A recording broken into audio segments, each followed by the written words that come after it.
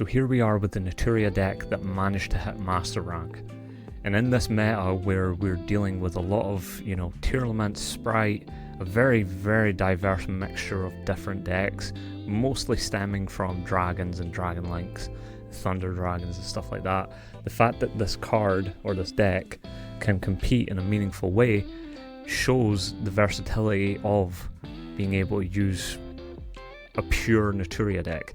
Now I know that you'd be expecting this to be run with Runics, and that is an option, but let's be honest, Runics are not only expensive, they're also very, very janky. This is all in-engine support, and a lot of it is budget friendly, since you're dealing with Kamalia that's a rare. A lot of these cards are very, very budget friendly, free to play friendly. As you can see, there's very little in the Naturia engine that is higher than an SR. It's just Cricket and Beast and Barkion. So we'll go through the deck list and I'll explain some of the choices. You have 2 Effect Veiler, 2 Mole Cricket, 1 Antjaw, 2 Sunflower, 3 Maxi, of course, Naturia Rose Whip at 1, 2 Fruit Fly, 1 Stink Bug, 1 Marin, 2 Ash, 3 of the Vernaself Mist Seedlings, 1 of the Naturia Mantis, and 2 of the Vernaself of the Awakening Forests. We have 3 Kamalia, of course, because you need it, and 1 Chaos Hunter with 1 Vera, the Vernaself Goddess. You run 1 Foolish Burial Goods, 1 Super Polymerization for obvious reasons, 2 Call by the Graves, a Cross Out Designator, 3 Naturia Blessing, 2 Infinite Permanence, and 2 Naturia Sacred Tree. For the extra deck, we have Mud Dragon of the Swamp, although you can run Garura if that would be more beneficial to you. You can run the Garura, it just depends on the format. 1 Starving Venom Fusion Dragon, 1 Naturia Exterio, you've got the Naturia Beast, Naturia Barkion, 1 Queen of the Thorns, 1 Hyper Psychic Riser, 1 Black Rose Dragon, 1 Circle of the Fairies, 1 Diablantis, 1 Leo, the Keeper of the Sacred Trees. This guy should be a Naturia card. He is, he's basically on the art, he should be a Naturia card. He should be treated as a Naturia card, but never mind. Naturia doesn't get nice things.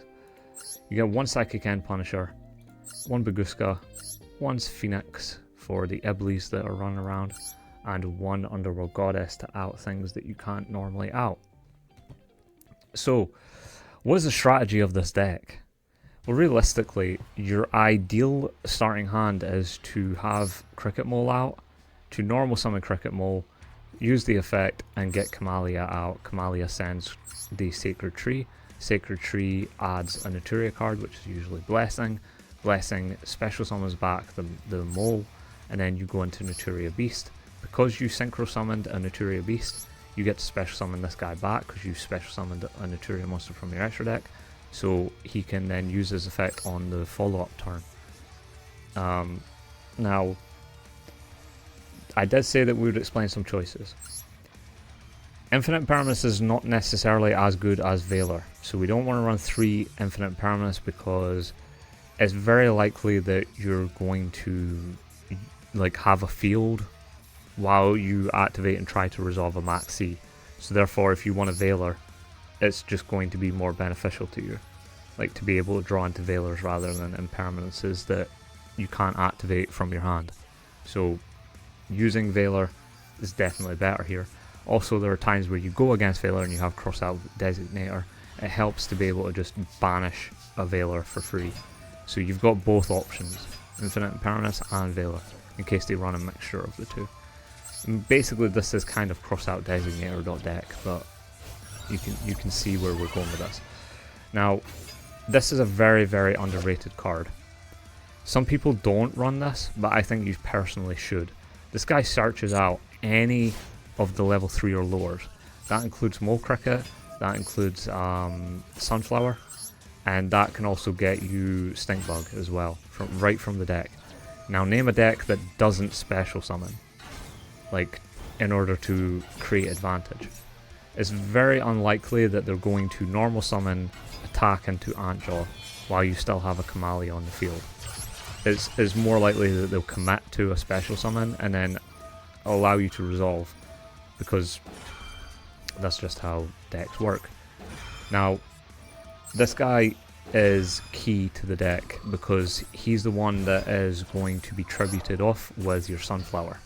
You want to have Antjaw on the field, ideally with Kamalia, or Cricket Mole to get to Antjaw and Sunflower. So you get these two out at the same time if you can. And then that way, if your opponent special summons, you get a free special summon from the deck with Antjaw. You can also negate monster effects with the Sunflower. It's really that simple. Now what you can do is you can use the 2 Fruit Fly that we run. You might think, what the hell is this card that this does nothing? You have to understand that with 2 of these on the field, then your opponent loses 600 attack and defense for each Naturia you control. So having 2 of these on the field means that they instantly lose 1200 attack or 1200 defense. So having just 2 of these on the field is an instant 1200 attack loss. If you combine that with a full field of Naturia monsters, including the extra deck, it would take them about an attack of over 3600 to stop having 0 attack. They would need to have over 3600 attack in order to have enough attack to not have 0. I hope that you can keep up with me on this. But basically this guy is the key to the deck. He's your push for game. When your opponent actually has a field and he thinks he's protected, you summon 2 of these guys and you make it very clear that it's basically like having 0 attack. It's like attacking directly. So there's no saving him on that. Not only that, but he has the added effect where once per turn you can target a monster your opponent controls with 0 defense, and then take control of that target until the end phase. Now that target will gain its attack back because it's only your opponent controls, the monsters your opponent controls, that loses attack and defense. So you actually, if you take something like one of these, because your opponent summoned it, because everybody does, if you take this card and then it's in defense position or whatever, you take the card, take control of it, it'll have 2500 attack again. That is very, very solid in this current meta. It's very solid. And then also, this card is not limited to once per turn. Naturia Beast is not once per turn. Barkion is not once per turn. None of these cards are once per turn except for Kamalia and Cricket Mole. So you can activate Sunflower and then use Kamalia to send 2 from your deck to the graveyard instead of tributing off your Naturia monster. And then if he activates a card in chain like Infinite Permanence or Veiler, something like that. Well, if he uses Veiler or another monster effect, let's say he's got Mirror Jade on the field and he uses the effect to banish a card, you can use Sunflower to negate the effect of the Mirror Jade, pop the card, and then when the card is popped, it'll gain the other effect to destroy all monsters on the field at the end phase, or all your opponent's monsters at the end phase. You can then use the effect of Sunflower again to activate the Sunflower and tribute 2 cards off 2 Naturia monsters, including this card, and negate that effect as well. So it's very, very, very solid. We run Super Polymerization because it's quite straightforward. We're in a fusion format, so it matters.